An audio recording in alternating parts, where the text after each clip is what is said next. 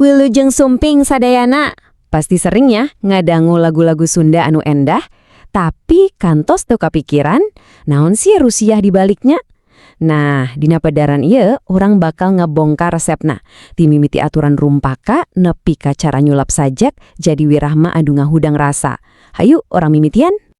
Oke, orang mimitian ti bagian kahiji, akar sastra lagu Sunda. Hayu orang babarengan nalungtik. Ti mana sih asal muasalna lagu-lagu Sunda teh? Cobi perhatoskeun silsilah ieu nya. Katinggalikan, jadi akarna teh nyaeta wangun ugeran atau gampil nama puisi lah.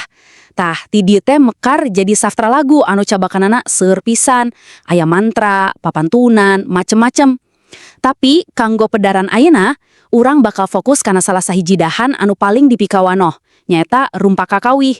Ieu teh ibarat jiwana lagu-lagu Sunda zaman kiwari. Urang lajengkeun ka bagian kadua, aturan merumpaka kawih. Katinggali nama, kawih teh siga anu bebas-bebas wae nya. Tong salah. Sing horeng aya aturanana sorangan. Hayu urang bedah hiji-hiji. Cobi bayangkeun aya dua jalan utama kanggo ngadamel kawih. Anu kahiji ibarat gagambar bebas, teu aya patokana naon. Nah, ieu teh sajak bebas.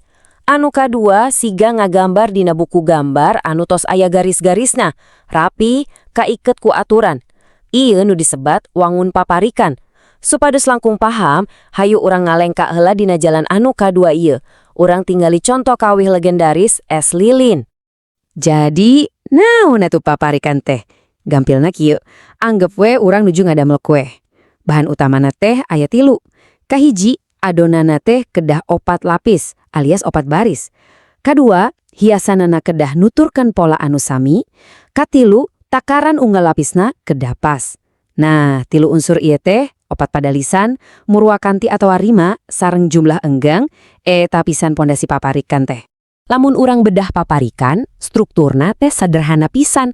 Aya cangkang, aya eusi. Pikirkeun we siga kacang. 2 baris kahiji teh cangkangnya, bagian luarna nu ngabingkai, nu mancing sora.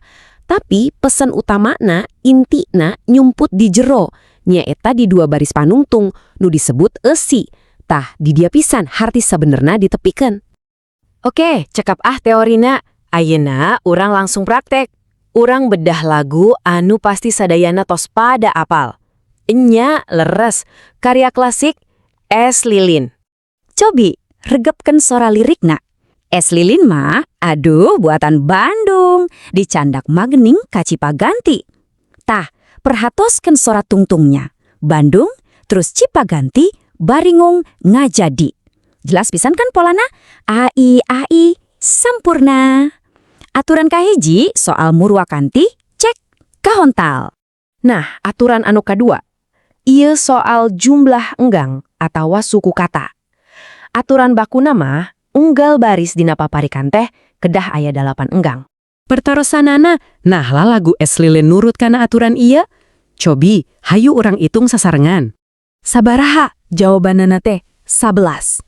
Cobi, Es Lilin mah adu buatan Bandung. Leres, 11. Nah lo, naha kieu, nah penyiptana lepat kitu, tenuturkeun aturan. Tetela aya Rusiahna, ngaranna teh mamanis kawih.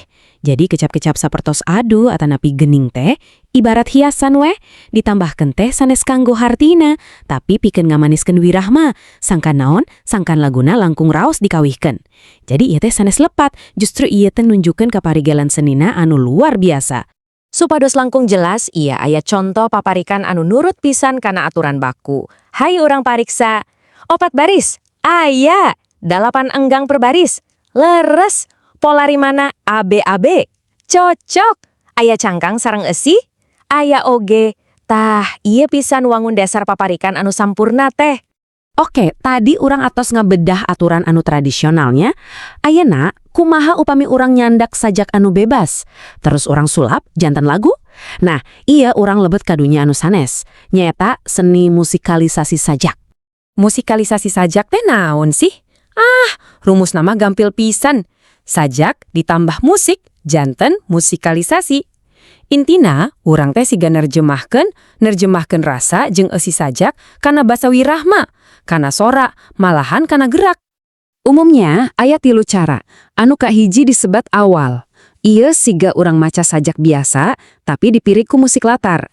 Anu kadua, lalapan. Nah, ieu mah sajakna dirombak total dijantenkeun lirik lagu sapinuhna. Teras anu katilu aya campuran. Ieu anu paling unik.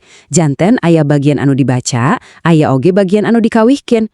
Supados hasilna sae, aya 3 pilar anu kedah saimbang.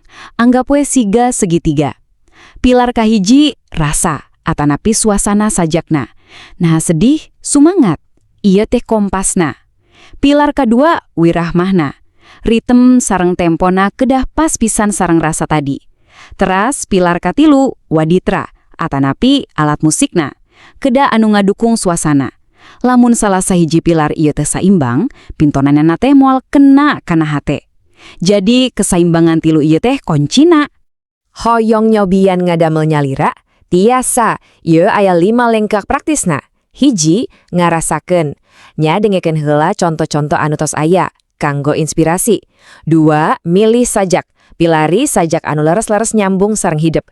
3, maham sajak. Tong saukur dibaca, tapi bedah isina, dugi kaleres-leres paham. 4, nangtukeun wirahma. Tah di dieu urang ngawitan nyiptakeun musik anu tiasa ngagambarkeun eusi sajak. Sareng anu pamungkas nu kalima midangkeun. Tong disimpen nyalira, bagikeun karya hidup. Oke, urang dugi ka bagian pamungkas. Hayu urang ngariakeun.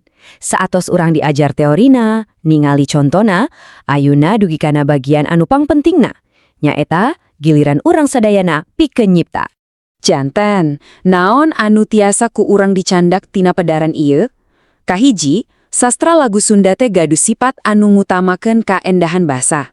Kadua, gaduh struktur anu jelas, sapertos cangkang sareng esi dina paparikan. Sareng katilu, gaduh kekuatan transformasi, nyaeta kemampuan kanggo ngahirupkeun deui sajak janten wangun musik anu anyar. Ta ayeuna, giliran hidup. Sanes waktosna janten panonton deui, tapi janten pamaen.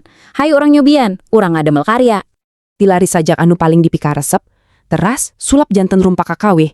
Tangtukeun wirahmana, haleangkeun bari dipiring ku musik, teras bagikeun kreativitas hidup kasadayana. Tong isin, tong sieun, unggal karya teh berharga. Hatur nuhun pisan kana peratosanana, cag permios.